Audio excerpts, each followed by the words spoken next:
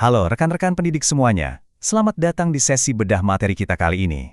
Jujur, saya super antusias hari ini, karena kita bakal ngebahas sesuatu yang bisa dibilang semacam penyelamat hidup buat kita semua.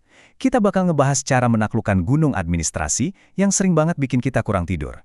Yap, kita akan membedah tuntas cara menyusun rencana pembelajaran mendalam atau yang sering kita sebut RPM dengan memanfaatkan kecerdasan buatan. Dan yang paling penting, kita bakal ngelakuin ini tanpa harus ngerasa kehabisan napas karena beban administratif yang numpuk. Menarik kan? Coba deh, kita jujur-jujuran aja ya. Sebagai guru, beban administrasi di lapangan tuh luar biasa berat.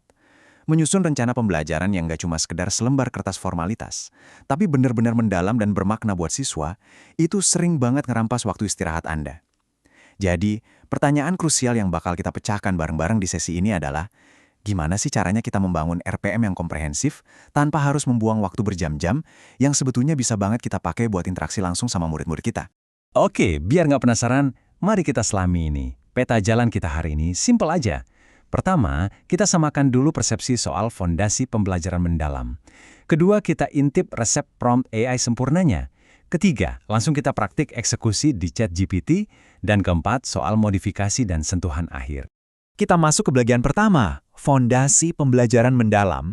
Ingat ya, sebelum kita main-main sama teknologi AI apapun, kerangka pedagogis kita harus sudah kuat banget dari sananya. Mari kita bedah 4 pilar utama yang hukumnya mutlak ada di sebuah RPM. Ibaratnya, ini tuh tiang pancang bangunan kita. Pertama, identifikasi. Di sini kita memetakan kesiapan peserta didik dan dimensi profil lulusan. Kedua, desain pembelajaran, yang isinya capaian, topik kontekstual, dan, nah ini penting, integrasi lintas disiplin ilmu. Ketiga, pengalaman belajar. Dan keempat, asesmen. Kalau satu aja dari 4 yang ini goyah atau hilang, dokumen itu belum layak lo disebut rencana pembelajaran mendalam. Keempat inilah yang benar-benar ngejaga kualitas pengajaran kita. Sekarang juga kita perbesar sedikit di bagian pengalaman belajar. Ada 3 kata kunci yang ibaratnya harus didetak jantung dari setiap sesi kelas yang Anda rancang. Berkesadaran, bermakna, dan menggembirakan. Ini bukan sekedar jargon pemanis di atas kertas ya. Setiap aktivitas yang Anda buat tuh harus secara nyata mewujudkan ketiga prinsip ini, supaya materinya nempel dan benar-benar meresap ke dalam diri anak-anak. Terus gimana urutannya? Nah, alur pengalaman belajar ini geraknya secara kronologis. Jelas, kita mulai dari kegiatan awal, terus masuk ke kegiatan inti. Disinilah poin utamanya. Siswa harus secara aktif mengarungi fase memahami, mengaplikasi, dan merefleksi materinya. Setelah itu, semuanya dibungkus api dan kuat di kegiatan penutup. Struktur yang runut ini bakal mastiin alurnya logis dan gampang banget diikutin sama murid-murid kita. Untuk mengunci fondasi tadi, komponen terakhirnya adalah evaluasi. RPM yang komprehensif itu butuh strategi asesmen 3 tahap. Ada asesmen awal pas pembelajaran baru mulai, asesmen proses pas belajar lagi jalan buat mantau perkembangan, dan asesmen akhir. Pokoknya komplit. Nah, sampai di sini, fondasi pedagogis kita udah kokoh banget. Lanjut ke bagian kedua, resep prompt AI sempurna. Sekarang, saatnya kita menerjemahkan fondasi keren tadi ke dalam bahasa yang dipahami sama mesin.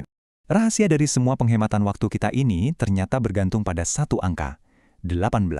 Yup, bener banget, kita butuh sebuah prompt atau instruksi yang sangat komprehensif berisi 18 poin.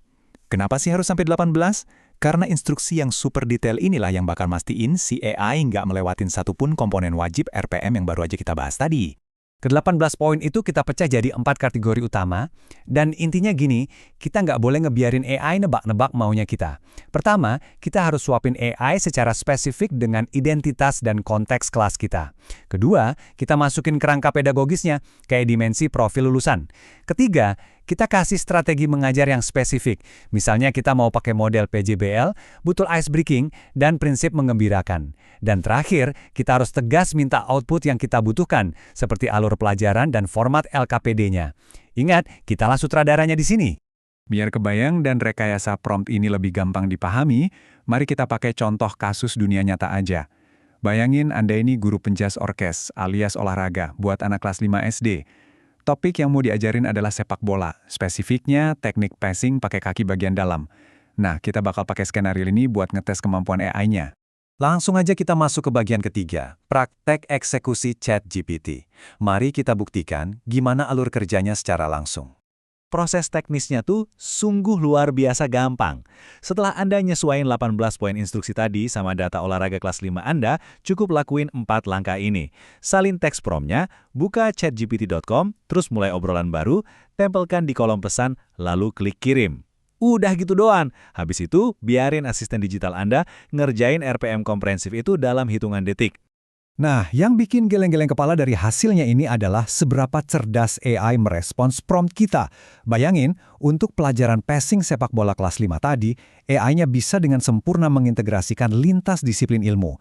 Ada matematikanya, bahasa Indonesia, PKN, sampai IPAS juga masuk. Keren banget kan? Dia juga nyusun kegiatan inti yang spesifik ngebimbing siswa buat memahami, mengaplikasi, dan merefleksi teknik passing itu. Nggak cuma itu, AI-nya langsung buatin draft LKPD dan format refleksi siswanya. Semuanya tersusun rapi berkat 18 poin instruksi maut kita tadi. Tapi tunggu dulu, kita masuk ke bagian keempat, modifikasi dan sentuhan akhir. Disinilah insting dan keahlian sejati Anda sebagai pendidik benar-benar dibutuhkan. Ibarat asisten yang ngasih draft laporan, Anda harus pindahin dulu ke dokumen permanen Anda. Caranya super simple.